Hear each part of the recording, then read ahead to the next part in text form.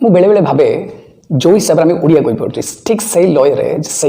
वे रे जदि आम इंग्लीश कहीपर आम speaking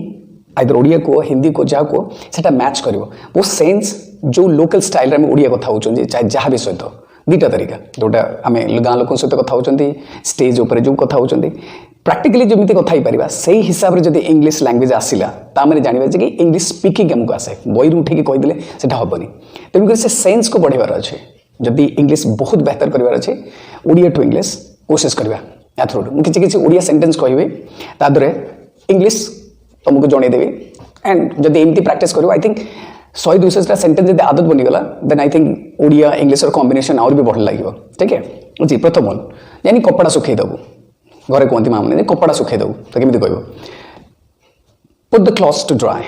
put the clothes to dry okay तापर नहीं चदरटा बिछे देबू चदर बिछे दे स्प्रेड द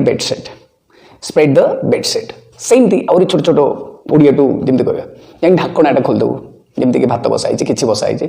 हाँ ढंकणाटा खोलदेबू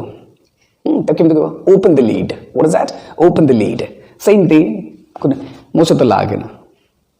कहते झगड़ा बड़ा देख कौच मो सहित लागेना डोंट मेस विथ